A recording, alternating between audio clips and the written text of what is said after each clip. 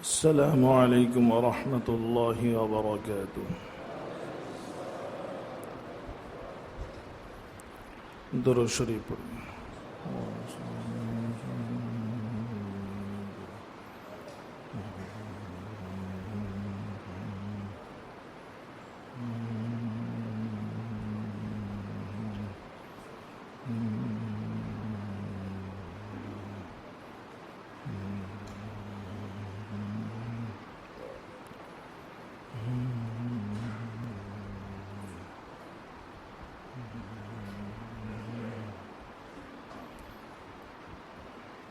نحمده ونستعينه ونستغفره ونؤمن به ونتوكل عليه ونعوذ بالله من شرور أنفسنا ومن سيئات أعمالنا من يهده الله فلا مضل له ومن يضلل فلا هادي له ونشهد أن لا إله إلا الله وحده لا شريك له ونشهد أن سيدنا وسندنا وشفيعنا وحبيبنا ومولانا محمد اللهم صل على سيدنا محمد النبي الأمي وعلى آله وأصحابه أجمعين اللهم صل على محمد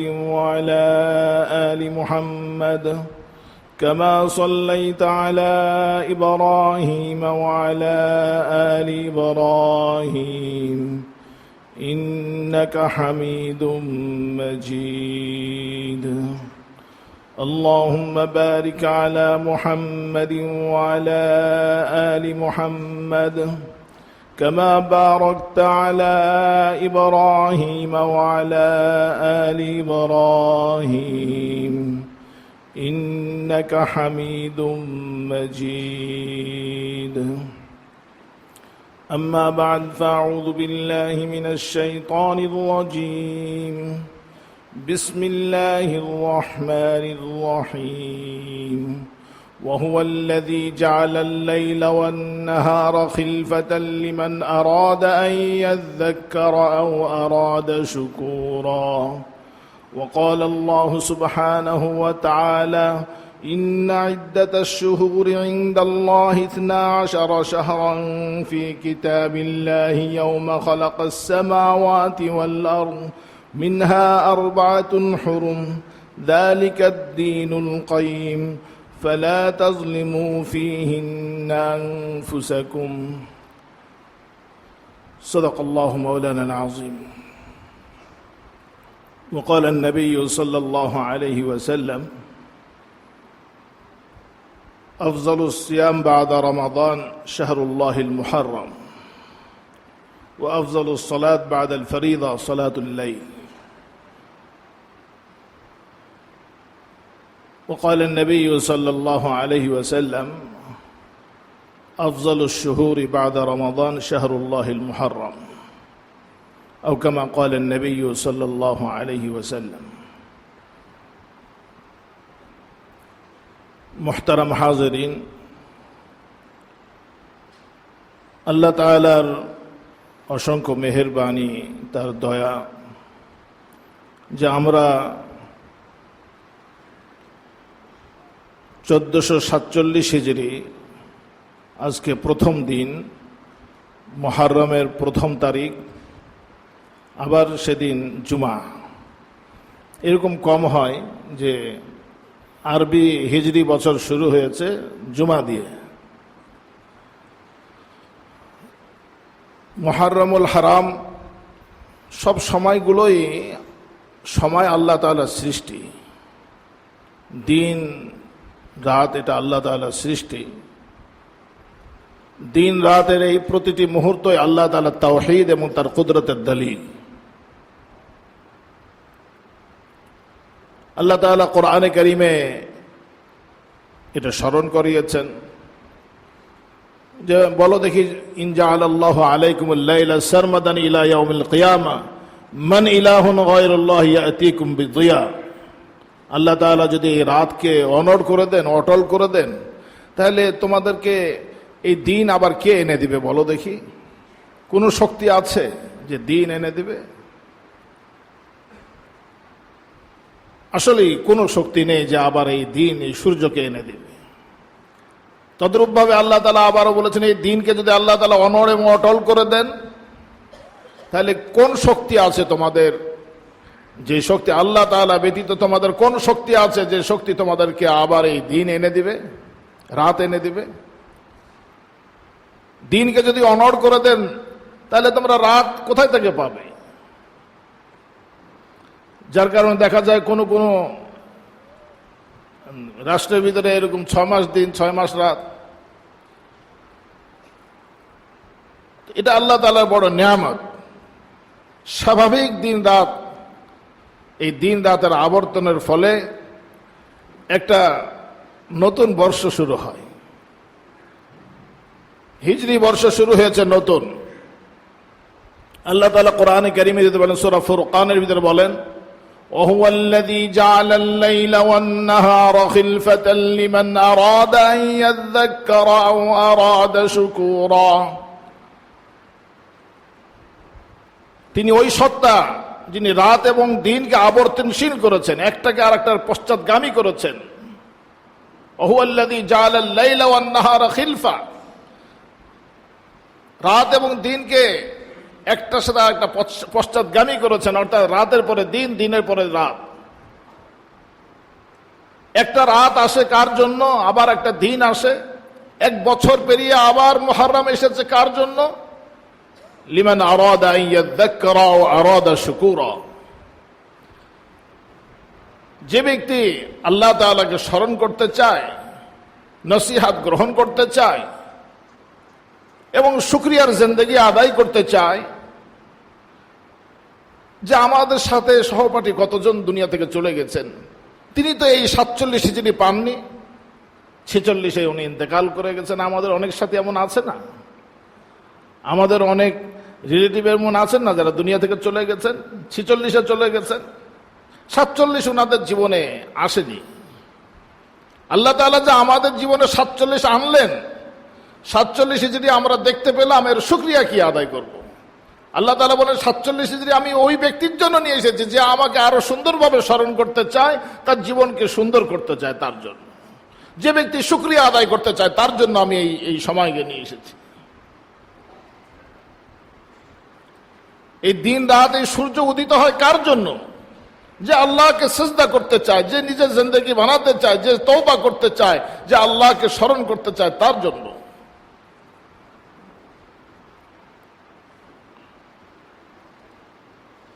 সুতরাং হিজরি প্রথম বর্ষ যখন আসে, দিন রাত যখন আসে, দিন আসে আবার রাত আসে, তো বান্দাকে এর একটা আবেদন আছে। এই আবেদন, নতুন বর্ষ, সব দিনই তো একই রকম, সূর্য ওই একটাই উঠতেছে, নতুন হলো কোথায়? নতুন বর্ষ বলে না, নতুন বর্ষ শুরু হয়েছে, নতুন হলো কোথায়? যদি আমরা না নতুন হই। এই নতুন বর্ষ এবং নতুন সময়গুলো এসেছে, নতুন দিন আসে, আরেকটা দিন আসে আমাদেরকে পরিবর্তন করার জন্য, আমাদের গুনাহ থেকে মুক্ত হওয়ার জন্য। হাদিসের ভিতরে এসেছে যে আল্লাহ তাআলা তার দুনো হাতকে, কুদরতি হাতকে, রহমত এবং মাগফিরাতের হাতকে সম্প্রসারিত রাখেন পুরো দিন ব্যাপী। লিয়াতুবা মুসিউল লাইল, রাতের গুনাহগাররা যেন দিনের এই সুযোগে, দিন পেল, তার একটা দিনের শুকরিয়া সে কিভাবে আদায় করবে? রাত্রেই তার মৃত্যু হয়ে যেতে পারত। তো দিন যখন পেল, এই দিনের ভিতরে আল্লাহ তাআলা তাকে মাগফিরাতের দুনো হাত, রহমতের দুনো হাতকে সম্প্রসারিত রাখেন। সুবহানাল্লাহ। লিয়াতুবা মুসিউল লাইল, রাত্রিবেলা যাদের গুনাহ হয়ে গেছে তারা যেন এই দিনের সুযোগে যেন আল্লাহর কাছে তওবা করে নিতে পারে। অনুরূপ ভাবে আল্লাহ তাআলা পুরো রাত্রি তার দোনো হাতকে, কাউকে কিছু দিতে হলে হাত সম্প্রসারিত করতে হয় না, আল্লাহ তাআলা তার দোনো হাতকে, কুদরতের হাতকে, রহমত এবং মাগফিরাতের হাতকে আল্লাহ তাআলা সম্প্রসারিত রাখেন। লিয়াতুবা মুসিউন নাহার, যেন দিনের দিনে যাদের গুনাহ হয়ে গেছে তারা যেন তাদের এই গুনাহ থেকে তওবা করে নিতে পারে। তাহলে এই রাত ভর কারোর জন্য অপেক্ষা করা হয়, দিন ভর কারোর জন্য অপেক্ষা করা হয় যেন সে তওবা করে নেয়। হিজরি নতুন বর্ষর প্রথম দিন, এই দিনটিও রাত দিয়ে শুরু হয়েছে। রাতেও কেউ কোনো আল্লাহর বান্দা আল্লাহর কাছে তওবা করে নিয়েছে, আল্লাহ একটা বছর চলে গেল, এরকম ভাবে আমার জীবন থেকে এতগুলো বছর চলে গেল, হতে পারতো আমি কবরবাসী হয়ে যেতে পারতাম, আমি ক্ষমা চাওয়ার সুযোগ পেতাম না। আয় আল্লাহ, আপনি ক্ষমা চাওয়ার সুযোগ করে দিয়েছেন, নতুন হওয়ার জন্য নতুন একটা বছর আপনি আমাদেরকে দান করেছেন। আমরা যেন আমাদের পিছনের সমস্ত গুনাহকে আল্লাহর কাছে ক্ষমা চেয়ে নিতে পারি, নতুন হতে পারি, আল্লাহ তাআলার কাছে আমরা দামি হতে পারি। কারণ আল্লাহ তাআলা কোরআনে কারীমের ভিতরে ইরশাদ করেছেন, ইন্না আকরামাকুম ইনদাল্লাহি আতকাকুম, আল্লাহর কাছে দামি ওই ব্যক্তি যে বেশি মুত্তাকি, যে বেশি গুনাহ মুক্ত, যে বেশি সুন্দর মানুষ। যার আমল যত সুন্দর সে আল্লাহর কাছে তত বেশি সুন্দর। আল্লাহ তাআলা আমাদেরকে এই নতুন বর্ষ, নতুন বছরে নতুন হওয়ার তৌফিক দান করেন, গুনাহ মুক্ত জিন্দেগি গড়বার তৌফিক দান করেন। আরো আশ্চর্যের বিষয় হলো কি জানেন, মুহররমের এক ফজিলত আছে। সব দিন মাসই তো আল্লাহর, মুহররমের এই ফজিলত কেন যে রাসূলুল্লাহ সাল্লাল্লাহু আলাইহি ওয়াসাল্লাম ইরশাদ করেছেন যে রমজানের পরে সবচেয়ে সম্মানিত মাস হলো মুহররম। এবং রাসূলুল্লাহ সাল্লাল্লাহু আলাইহি ওয়াসাল্লাম ইরশাদ করেছেন যে ইন কুনতা সাইমান, যে তুমি যদি রোজা রাখো, রমজানের পর কোন মাস ব্যাপী রোজা রাখতে চাও, বেশি রোজা রাখতে চাও, ফাসুমিল মুহররম, তাহলে তুমি মুহররম মাস অবলম্বন করো। মুহররম মাস বেশি রোজা রাখার আবেদন রাখে। মুহররম শব্দটার অর্থ হলো মুআজ্জাম শব্দের অর্থে সম্মানিত, যে মাসকে সম্মানিত বলে স্বীকৃতি দেওয়া হয়েছে। আচ্ছা, সব দিন রাতই তো আল্লাহ তাআলার পক্ষ থেকে, তাহলে এই মাস কেন সম্মানিত হলো? এই জন্য যে এই মাস আল্লাহ তাআলার দিকে সম্বন্ধিত হয়েছে। এই মাসকে বলা হয় মুহররমুল হারাম, শাহরুল্লাহ বলা হয়েছে। হাদিসের ভিতরে এই মাসকে কি বলা হয়েছে? শাহরুল্লাহ। আল্লাহর দিকে কোনো জিনিস সম্বন্ধ হলে সেই জিনিসটা কি হয়ে যায়? দামি হয়ে যায়। যেমন দেখেন, দুনিয়াতে কত সুন্দর শৈলী, নিপুণতার সাথে, খুব খুব সৌন্দর্যের সাথে কত ঘর বিল্ডিং আছে, কিন্তু ওই কালো ঘরটা সবচেয়ে সুন্দর। কোনটা? কাবা শরীফ। হ্যাঁ, তার পাথরগুলো খুব যে মসৃণ তা নয়, এবং তার নির্মাণ শৈলী খুব যে একবারে পৃথিবীর সমস্ত ঘর চেয়ে সুন্দর তা কেউ দাবি করতে পারবে না। কিন্তু বস্তুতপক্ষে যখন এই ঘরটা আল্লাহ তাআলার দিকে সম্বন্ধিত হয়েছে, এই ঘরকে যখন বাইতুল্লাহ বলা হয়, তখন এই ঘরটা দুনিয়ার সমস্ত সুন্দর ঘরের চেয়ে দামি হয়ে গেছে। ঠিক না কি? দুনিয়াতে কত ঘর আছে, কিন্তু মসজিদ সবচেয়ে সুন্দর, চাই সেটা কোনো কুড়ে ঘরের হোক না কেন মসজিদ। কেননা মসজিদ এটা আল্লাহ তাআলার দিকে সম্বন্ধিত। আল্লাহ তাআলার দিকে যেটা সম্বন্ধ হয় সেই জিনিসটা দামি হয়ে যায়। মাস, দিন এবং সবই আল্লাহ তাআলার, সবই তার সৃষ্টি, কিন্তু এক মাসকে শাহরুল্লাহ বলা হয়েছে, আল্লাহর মাস। এই জন্য এই মাসটা দামি হয়ে গেছে, মুহররম মাস। এই মাসের নাম রাখা হয়েছে মুহররম, সম্মানিত। সব মাসই সম্মানিত। লা তাসুব্বুদ দাহরা, রাসূলুল্লাহ সাল্লাল্লাহু আলাইহি ওয়াসাল্লাম বলেছেন যে তোমরা সময় এবং যুগকে গালি দিও না। বলে না যে খারাপ যুগ এসে গেছে, যুগ খারাপ হয় না, এই যুগ তো ভালো। সব যুগের ভিতরে মানুষের আমল খারাপ, সময় খারাপ না, আমল খারাপ। আমল খারাপ হওয়ার কারণে আমরা সময়কে খারাপ বলি। কিন্তু রাসূলুল্লাহ সাল্লাল্লাহু আলাইহি ওয়াসাল্লাম হাদিসের ভিতরে নিষেধ করেছেন, লা তাসুব্বুদ দাহরা, তোমরা সময়কে, যুগকে, কালকে তোমরা দোষারোপ করো না, দোষারোপ করো নিজেদের আমলকে। কেননা সমস্ত কাল এবং যুগ এবং সময় আল্লাহ তাআলারই সৃষ্টি। তোমরা সময়কে যদি গালি দাও তাহলে এটা প্রকারান্ত আল্লাহকেই বলা হয়। সময়ের ভিতরে কোনো কিছু নেই। আমল করো সুন্দর, তো সময় সুন্দর হয়ে যাবে। দুনিয়ার সব মানুষ যদি আমল সুন্দর করে, তাহলে কি এই সময়টা, এই কালটা সুন্দর হয়ে যাবে না? স্বর্ণ যুগ যখন ছিলেন সাহাবায়ে কেরাম রাদিয়াল্লাহু তাআলা যে যুগ ছিলেন, সে যুগটা আমল হয়েছে, সুন্দর হয়েছে কেন? বর্বর যুগের পরে স্বর্ণ যুগ, সোনালী যুগ কেন আসলো? যুগের কোন বাহাদুরি ছিল না? বর্বর যুগের ভিতরে যে যুগটা ছিল সে যুগও একই, পরের যুগও একই। কিন্তু সেখানে বর্বর যুগের মধ্যে জাহিলি যুগের সে আমল ছিল, যার কারণে ওই যুগের এই নামকরণ হয়েছে। বর্বর যুগ, বর্বরতার যুগ ছিল ওটা। আর একটা হলো সোনালী যুগ ছিল, আমলের যুগ, আল্লাহ তাআলার দিকে মুসাবাকার যুগ ছিল, আল্লাহ তাআলার দিকে অগ্রসর হওয়ার প্রতিযোগিতার যুগ ছিল সেখানে। এই জন্য ওই সময় সোনালী সময় চলে গেছে। এই জন্য একটা হুকুম এটাও, লা তাসুব্বুদ দাহরা। অনেক সময় আমরা সময় এবং কালকে দোষারোপ করি যে না এই খারাপ সময় এসে গেছে, খারাপ সময়। সময় কোনো খারাপ না, মানুষের আমল খারাপ, এটা বলতে নিষেধ করা হয়েছে। তোমরা আমল সুন্দর করো, সময়কে দোষারোপ করো না। হ্যাঁ, কোন সময় আছে যে সময়কে সম্মানিত বলা হয়। শবে কদর আছে, মহিমান্বিত রাত। শবে বারাত আছে, দামি রাত। সামনে 10 মুহররম আসতেছে, এক রাত্রি 10 মুহররম, দিন রাত, এটা অনেক দামি, অনেক মূল্যবান। তদ্রূপ ভাবে মুহররমুল হারাম, এই পুরো মাসটাই হলো দামি, পুরো মাসটাই হলো দামি, পুরো মাস দামি। এই মাসটা দামি। কোন মাস যখন দামি বলা হবে শরীয়তের ভিতরে, একটা উসুল আমি এর আগেও বলেছি আপনাদেরকে, যে কোনো মাস, কোনো দিন, কোনো রাতকে যখন নাকি শরীয়ত দামি বলে, ইসলাম যখন কোনোকে দামি বলে, কোরআন এবং হাদিস কোনো রাত এবং দিনকে যখন দামি বলে, এই দামি বলার কিছু আবেদন আছে।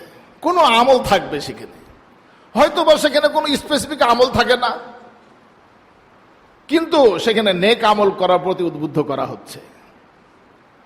অনেক সময় এমন হয় যে স্পেসিফিক আমল থাকে না, কোনো সুনির্ধারিত আমল থাকে না যে কত রাকাত নামাজ পড়তে হবে, এটা থাকবে না, কিন্তু থাকবে এই সময় আমলের দিকে অগ্রসর হও, তওবার দিকে অগ্রসর হও। শবে বারাতের ভিতরে মুক্তি রজনী বলা হয়েছে এটাকে। আল্লাহর কাছে তওবা ইস্তেগফার করা এই রাতের মূল বিষয়। আর অন্যান্য আমল, স্পেসিফিক কোনো আমল এখানে নির্ধারণ করা হয়নি। শবে কদরও অনুরূপ ভাবে। আম্মা জান আয়েশা রাদিয়াল্লাহু তাআলা বলেছে, ইয়া রাসূলুল্লাহ, যদি শবে কদর পেয়ে যায় কি আমল করব?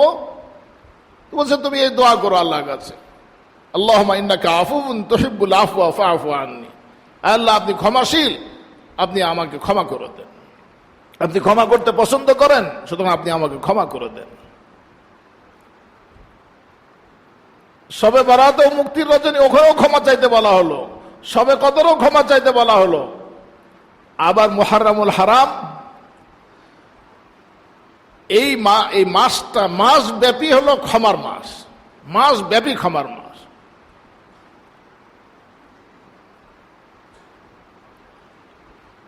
এক ব্যক্তি রাসূলুল্লাহ সাল্লাল্লাহু আলাইহি ওয়াসাল্লামকে জিজ্ঞাসা করলেন, ইয়া রাসূলুল্লাহ, আমি যদি রমজানের পরে কোনো মাসে যদি অধিক রোজা রাখি, তাহলে কোন মাসে রোজা রাখবো? তো রাসূলুল্লাহ সাল্লাল্লাহু আলাইহি ওয়াসাল্লাম বলেন, ইন কুনতা সাইমান বাদা শাহরি রমাদান ফাসুমিল মুহররম। রমজান মাসের পরে যদি কোনো মাসকে তুমি রোজার জন্য বেছে নাও, তাহলে মুহররম মাসকে তুমি বেছে নাও, মুহররম মাসে বেশি রোজা রাখো। ফাইন্নাহু শাহরুল্লাহ, কেন এটা আল্লাহর মাস। আল্লাহর দিকে সম্বন্ধিত হওয়ার কারণে এই সময়গুলো অনেক বেশি দামি হয়ে গেছে। যেমনি ভাবে বাইতুল্লাহ আল্লাহর ঘর, এটা আল্লাহর দিকে, এই পাথরের ঘরটা আল্লাহর দিকে সম্বন্ধিত হওয়ার কারণে সবচেয়ে দামি হয়ে গেছে। এই মাসটা আল্লাহ তাআলার দিকে সম্বন্ধিত। এমনি তো সম্মানিত মাস 4টি। সূরা তওবার 36 নম্বর আয়াতে এটা আছে যে, ইন্না ইদ্দাতাশ শুহুরি ইনদাল্লাহি 12 শাহরা। আল্লাহ তাআলার কাছে মাসের গণনা হলো 12টি। যেদিন থেকে আল্লাহ তাআলা আসমান জমিন সৃষ্টি করেছেন সেদিন থেকেই। এই জন্য চাই আপনি ইংরেজিতে গণনা করেন, ইংরেজি গণনা, বাংলা গণনা, যা করেন, সব গণনার ভিতরে মাস 13টা নাই কোনো জায়গায়, সব 12টা। কিন্তু আরবি মাসের ভিতরে যে সম্মানিত যে বিষয়গুলো আছে সেটা অন্য জায়গায় নাই। মিনহা আরবাতুন হুরুম, আল্লাহ তাআলা বলেন এই 12টা মাসের ভিতরে 4টা মাস বেশি সম্মানিত। 4টা মাস কি কি? জিলকাদা, জিলহজ, মুহররম, 3টা মাস পর পরেই। আর একটা হলো রজব মাস। এই 4টা মাস সম্মানিত বলা হয়েছে। সব মাস, সব দিনই আল্লাহ তাআলার, কিন্তু 4টা মাসকে ভিন্ন করা বলা হয়েছে। এবং কোরআন কারিমে বিশেষভাবে বলা হয়েছে, ফালা তাযলিমু ফীহিন্না আনফুসাকুম। এই মাসগুলো যখন পাবে, তোমরা তোমাদের নিজের উপরে জুলুম করো না। সবচেয়ে বড় জুলুম হলো গুনাহ, নিজের উপরে জুলুম, নিজের উপর অত্যাচার। মানুষ তো আগে অন্যের উপর অত্যাচার করে না, অন্যের উপর অত্যাচার করে মানে নিজের উপর অত্যাচার করে। ফালা তাজলিমু ফিহিন্না আনফুসাকুম, যে তোমরা নিজেদের উপর অত্যাচার করো না। এই মাসের ভিতরে দ্বন্দ্ব কলহ করে, এই মাসের ভিতরে ঝগড়াঝাটি করে, মারামারি করে, অন্যের উপরে লুণ্ঠন করে, অন্যের উপরে জুলুম করে, নিজের উপরে জুলুম করো না, নিজের জাহান্নামকে প্রজ্বলিত করো না। ফালা তাজলিমু ফিহিন্না আনফুসাকুম। তো 4টা সম্মানিত মাস, তার ভিতরে একটি মাস হলো মুহররম, যেটাকে আল্লাহ তাআলার দিকে সম্বোধিত করা হয়েছে। তো রাসূলুল্লাহ সাল্লাল্লাহু আলাইহি ওয়াসাল্লাম বলেন এই মাসটা অনেক দামি, কেন এই মাসটা হলো আল্লাহর মাস, আল্লাহর দিকে সম্বোধন করা হয়েছে। আর আরেকটা কারণ আছে, যে কারণটা অনেক বেশি এই মাসকে বেশি সম্মানিত করে দিয়েছে। ফীহি ইয়াউমুন তাবা ফীহি আলা কওমিন ওয়া ইয়াতুবু ফীহি আলা কওমিন আখারিন। এই মাসের ভিতরে একটা দিন আছে, যে দিনের কারণে এই মাস, পুরো মাস দামি হয়ে গেছে আল্লাহর কাছে। যেই দিনের ভিতরে আল্লাহ তাআলা এক জাতির তওবা কবুল করেছেন, পরবর্তীতেও আল্লাহ তাআলা পরবর্তী জাতির তওবা কবুল করবেন ওই দিনটাতে। তাহলে এই মুহররম মাস যখন এসে যায়, খুশি এবং আনন্দ এটা যে আমাদের ক্ষমার ঘন্টা বেজে গেছে, আমাদের ক্ষমার জন্য আহ্বান করা হচ্ছে। একটা দিন আসতেছে যে দিনের ভিতরে এই মাসের ভিতরে ক্ষমা মিলবে, সেটা হলো আশুরা। আগামী জুমাতে ইনশাআল্লাহ আশুরার বিষয়ে বিশেষভাবে আলোচনা করা হবে। আরো লম্বা কথাবার্তা সব এক জুমাতে শেষ হবে না। আশুরার বিষয়ে পৃথকভাবে আগামী জুমায় কথাবার্তা বলবো ইনশাআল্লাহ, যেহেতু আশুরা সামনে আসতেছে, আগামী জুমার পরে আসবে। আশুরার আগেই আমরা মুহররমের বিষয়টা বুঝিনি, যে মুহররম মাস সম্মানিত মাস। এই মাসের ভিতরে একটা বিষয়, যে মাসে আল্লাহ তাআলা ক্ষমা করবেন সে মাসে গুনাহ না, সে মাসে তওবা আর ইস্তেগফার, ব্যাস আমল পাওয়া গেল কি না। তাহলে এই হাদিসের ভিতরে, বুখারী শরীফের হাদিসের ভিতরে 2টা আমলের কথা আছে। রাসূলুল্লাহ সাল্লাল্লাহু আলাইহি ওয়াসাল্লাম বলেন আফদালুস সিয়াম বাদা রমাদান শাহরুল্লাহিল মুহররম। রমজানের পরে সবচেয়ে উত্তম রোজা হলো মুহররমের মাসের রোজা, মুহররম মাসের রোজা। কমস কম এই মাসের ভিতরে সোমবার বৃহস্পতিবার রোজা রাখে, অন্যান্য মাসে তো রাখে, এই মাসের ভিতরে কমস কম সোমবার যদি পুরো মাস বেশি রোজা রাখতে না পারেন, তাহলে কমস কম মাসনুন যে সমস্ত আমলগুলো ছিল ওগুলোর উপরে ইহতেমাম করি আমরা, যে সোম এবং বৃহস্পতিবার রোজা রাখি, আইয়ামে বীজের রোজাগুলো রাখি আমরা এই মাসে। 13, 14, 15 চাঁদের 13, 14, 15 যারা রোজা রাখে 3 দিন, সে পুরা মাস যেন রোজা রাখে। হাদিস শরীফে এসেছে সে যদিও মাত্র 3 দিন রোজা রাখলো, আল্লাহর কাছে গণনা হবে যে সে যেন সিয়াম উদ্ধার করেওয়ালা, সে পুরো যুগই রোজা রেখেছে, পুরো সময় রোজা রেখেছে। এত বেশি সওয়াব, কেননা 1-10 3 দিন রোজা রাখলে তাহলে 30 দিন রোজা রাখা হয়ে গেল। শরীয়ত আমাদেরকে এত সুন্দর সুযোগ দিয়েছেন, এত সৌভাগ্য দিয়েছেন, একটা আমল করলে 10টা আমলের সওয়াব পাওয়া যায়।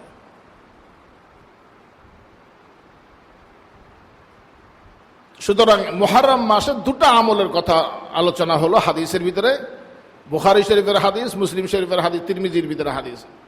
একটা আমল হলো যে এই মাসে বেশি বেশি রোজা রাখা। কোরআনে কারীমের দ্বারা সাবিত প্রমাণিত হলো ফালা তাজলিমু ফিহিন্না আনফুসাকুম, তোমরা এই মাসে গুনাহ থেকে বেঁচে থাকো, নিজের প্রজ্বলিত আগুনকে আরো বেশি ইন্ধন দিও না, আরো বেশি প্রজ্বলিত করো না, বরং তওবার হাতকে বাড়াও, তওবা এবং ইস্তেগফারের হাতকে বাড়াও। কেননা এই মাসে আমাদের কি সবাই ক্ষমা পেতে হবে না? কি বলে না এক বুজুর্গ বলেছেন, আরিফ বিল হাকিম রাহমাতুল্লাহ বলেন, তুমি হ্যাঁ ऐसे रहे या वैसे रहे वहां देखना है कि कैसे रहे। তুমি এখানে অনেক আরামে আছো, অনেক শান শৌকতে আছো, এই তো কবরে চলে যেতে হবে, কখন ডাক আসা মাত্রই কবরে চলে যেতে হবে। সেখানে ক্ষমা পাবে কিনা, সেখানে মুক্তি পাবে কিনা, সেখানে তোমার জন্য আরামের ফিকির হবে কিনা, সেটা আসল কথা, সেটা চিন্তা করো। কেন কবর হলো আখিরাতের প্রথম ঘাঁটি। হয়তো ওসমান গনি রাদিয়াল্লাহু তাআলা কবরের কথা স্মরণ হতে এত কাঁদতেন যে একবারে দাড়ি মুবারক সম্পূর্ণ ভিজে যেত। ওনাকে বলা হতো যে আপনি জান্নাত জাহান্নামের কথা শুনলে তো এত কাঁদেন না, যে কবরের কথা শুনলে যত কাঁদেন। তিনি বলতেন যে কবর হলো আখিরাতের প্রথম ঘাঁটি, এখানে যদি ক্ষমা পেয়ে যায় তাহলে ক্ষমায় ক্ষমা, ওখানে যার জন্য জান্নাতের দরজা খুলে দেওয়া হবে, জান্নাতের বিছানা বিছানো হবে। মনকে নাকি সওয়ালের পরেই তো তার এই ঘটনা ঘটবে। আল্লাহ তাআলা পক্ষ থেকে বলা হবে আফরিশু লাহু মিন ফিরাশিল জান্নাহ, তার জন্য জান্নাতের বিছানা বিছিয়ে দাও, জান্নাতের দিকে দরজা খুলে দাও, আরাম। এরপর তাকে বলা হবে তুমি নতুন দোলা যেমনি ভাবে ঘুমায় এভাবে তুমি ঘুমাও, আরামের ঘুম ঘুমা, এক ঘুমে সে কিয়ামত পর্যন্ত পার করে দেবে। আরামের জায়গা তো সেখানে, দুনিয়া থেকে ঘুমের জায়গা, দুনিয়াতে আরামের জায়গা আছে, মানুষ টেনশনে টেনশন। আসল আরামের জায়গা তো হলো কবর থেকে শুরু হবে মুমিনের। এই জন্য আরিফ বিল্লাহ হাকিম আখতার রাহমাতুল্লাহ তাআলা বলতেন এই কথা, তুমি হ্যাঁ ऐसे रहे या वैसे रहे वहां देखना है कि कैसे रहे। তুমি এখানে এমন থাকো, তুমি অমুক সেট অমুক বড় বাহাদুর, আসল কথা দেখো তোমার সমস্ত বাহাদুরি ছুটে যাবে যখন তুমি কবরের ভিতরে যাবে। আল্লাহ তাআলা আমাদেরকে কবরের ভিতরে মুক্তি দান করেন, মাগফিরাতের জিন্দেগি দান করেন। আল্লাহ তাআলা রহমতের ভিতরে, আল্লাহ তাআলা রহমতের কোলে আমাদেরকে তুলে নেন। যখন আমাদের মৃত্যু হবে একেবারে আবরার এবং যারা পুণ্যবান ব্যক্তি তাদের মতো মৃত্যু দান করেন আল্লাহ তাআলা আমাদেরকে, তাদের মতো মৃত্যু দান করেন। শেষ ভালো যার, তার সবকিছু ভালো, একটা কথা আছে না, শেষ যদি ইমানের উপরে হয় তাহলেই সব সফলতা। সফলতা সব তখনই যখন শেষ ভালো হবে। হাদিস শরীফে এসেছে যে এক ব্যক্তি কোন এক যুদ্ধের ভিতরে রাসূলুল্লাহ সাল্লাল্লাহু আলাইহি ওয়াসাল্লামের সাথে যুদ্ধ ছিল, রাসূলুল্লাহ সাল্লাল্লাহু আলাইহি ওয়াসাল্লামের সাথে সেই কাফেলা মুসলমানদের সেই একজন ব্যক্তি এই কাফেলার ভিতরে এমন ছিল বীর দর্পে বাহাদুরির সাথে কাফেরদের উপর ঝাঁপিয়ে পড়তেছিল। সাহাবা কেরাম রাদিয়াল্লাহু তাআলা আনহুর ভিতরে তারা সকলে বললেন যে ইয়া রাসূলুল্লাহ, ইনি তো একবারে খুব বীর দর্পে জিহাদ করতেছেন। রাসূলুল্লাহ সাল্লাল্লাহু আলাইহি ওয়াসাল্লামের কাছে যখন তার বিষয়ে বলা হলো, রাসূলুল্লাহ সাল্লাল্লাহু আলাইহি ওয়াসাল্লাম বলেন যে ফাহুয়া মিন আহলিন নার, হুয়া মিন আহলিন নার, সে জাহান্নামীদের অন্তর্ভুক্ত। সাহাবা কেরাম রাদিয়াল্লাহু তাআলা আনহুম একটু অবাক হয়ে গেলেন, বিস্মিত হলেন, নির্বাক হয়ে গেলেন যে বাহ্যিকভাবে তারা আমল তো আমরা দেখছি অনেক ভালো, সে ঝাঁপিয়ে পড়তেছে, একবারে নিজের জানকে উৎসর্গ করতেছে, কি হলো যে রাসূলুল্লাহ সাল্লাল্লাহু আলাইহি ওয়াসাল্লাম তাকে জাহান্নামীদের ভিতরে আখ্যায়িত করলেন? সাহাবা কেরাম রাদিয়াল্লাহু আনহুম বলে বসলেন যে ইয়া রাসূলুল্লাহ, ইনি যদি জাহান্নামী হয়, যিনি আল্লাহ তাআলার দ্বীনের জন্য নিজের জানের পরোয়া করছেন না, তাহলে আমাদের অবস্থা কোথায়? কাঁপতে থাকলেন সাহাবা কেরাম রাদিয়াল্লাহু তাআলা। বাস রাসূলুল্লাহ সাল্লাল্লাহু আলাইহি ওয়াসাল্লাম শুধু এই কথাটা বলেই চুপ থাকলেন, আর কিছু বলেননি। ফাহুয়া মিন আহলিন নার, হুয়া মিন আহলিন নার, সে জাহান্নামীদের অন্তর্ভুক্ত। আমল করনেওয়ালাদের নিজের আমলের প্রতি বাহাদুরি না, না, বাহাদুরি তো তখন যখন ক্ষমা পাওয়া যাবে, তখন খুশি। তখন এর আগ পর্যন্ত খুশি কোথায়? আমার আমল, আমার ঠিকানা কোথায় আমি তো জানি না। এখন নাম্বার দেওয়ার সময় কোথায়? এখন তো শুধু আমল করতে থাকবে, ভয় করতে থাকবে, আল্লাহর কাছে ক্ষমা চাইতে থাকবে। এক সাহাবী বলেন যে আমি রাসূলুল্লাহ সাল্লাল্লাহু আলাইহি ওয়াসাল্লামের কথার প্রতি যেহেতু আমাদের বিশ্বাস, ইয়াকিন, আমি তার বাহ্যিক আমলের সাথে সাথে পাশাপাশি আমি রাসূলুল্লাহ সাল্লাল্লাহু আলাইহি ওয়াসাল্লামের কথাকে বিশ্বাস করলাম। সব সাহাবী বিশ্বাস করেছে, কিন্তু উনি বললেন যে আমি একটু তার পিছু হলাম, দেখলাম যে কি বিষয়টা। রাসূলুল্লাহ সাল্লাল্লাহু আলাইহি ওয়াসাল্লাম বললেন হুয়া মিন আহলিন নার, সে জাহান্নামীদের অন্তর্ভুক্ত, তার আমল এত সুন্দর, কিন্তু এই কথা বললেন। ওই সাহাবী বললেন আমি তার পিছু হলাম, আমি আমার গতিকে মন্থর করলাম, আমি তার পিছে পিছে পিছে, মানে ওনাকে ফলো করতেছেন। দেখেন যে একটা মানে পরবর্তীতে আবার যখন যুদ্ধের সময় হলো, তখন তিনি একবার ঝাঁপিয়ে পড়লেন ওই ব্যক্তি যার ব্যাপারে রাসূলুল্লাহ সাল্লাল্লাহু আলাইহি ওয়াসাল্লাম এই কথা বললেন, এবং একটা তীর তার শরীরের ভিতরে আঘাত আনলো, একেবারেই সে পড়ে গেল, লুটিয়ে পড়েছে, এবং এই তীরের আঘাতের যন্ত্রণায় সে কতরাচ্ছিল। এই যন্ত্রণা সহ্য করতে না পেরে নিজের তীর দ্বারা নিজেকে সে আত্মহত্যা করল। তখন ওই সাহাবী বুঝলেন যে হ্যাঁ, রাসূলুল্লাহ সাল্লাল্লাহু আলাইহি ওয়াসাল্লাম যে কথা বলেছিলেন হুয়া মিন আহলিন নার, হুয়া মিন আহলিন নার, এই কথাটার আসল মর্মার্থ আমি বুঝতে পারলাম। এই জন্য আল্লাহ তাআলার রহমতের প্রতি আশাবাদী হওয়া, যে সমস্ত দিন ও রাতগুলো আমাদের ক্ষমার জন্য ডাক দেয় সেই সময় আমাদেরকে সজাগ থাকা, সেই সময়গুলোকে মূল্যায়ন করা, সেগুলোকে আমাদের আখিরাতের নাজাত এবং পুঁজি মনে করা।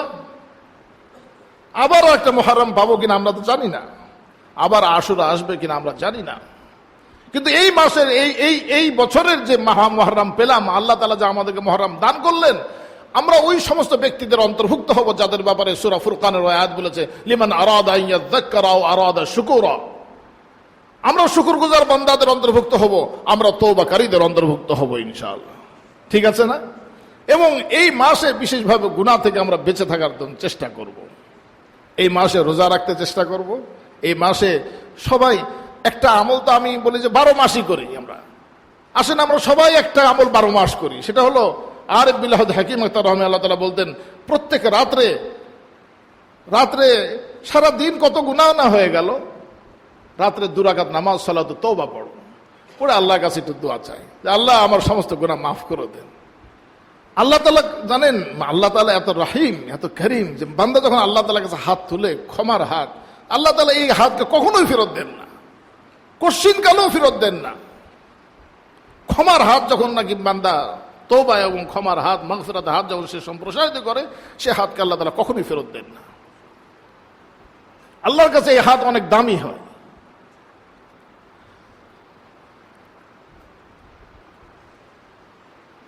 তো রাসূলুল্লাহ সাল্লাল্লাহু আলাইহি ওয়াসাল্লাম ওই হাদিসের ভিতরে বলেছিলেন যে যে সমস্ত আমলের মূল বিষয় হলো খাওয়াতিমহা, তার শেষটা কেমন। আমরা আমল করলাম, কিন্তু দেখা গেল যে একবারে শেষে গিয়ে ইমানের হালতে মৃত্যু হওয়া, নেক অবস্থায় মৃত্যু হওয়া, কোনো গুনাহ অবস্থায় মৃত্যু না হওয়া, এটা আল্লাহর কাছে কামনা করতে হবে। এই কামনাটাই দোয়া হলো, রব্বানা ফাগফির লানা যুনুবানা ওয়া কাফফির আন্না সাইয়্যাতিনা ওয়া তাওয়াফফানা মাআল আবরার। রব্বানা ফাগফির লানা যুনুবানা, আয় আল্লাহ, আয় আমার পরওয়ারদিগার, আমার সমস্ত গুনাহকে আপনি মাফ করে দেন এবং সবগুলোকে নিশ্চিহ্ন করে দেন।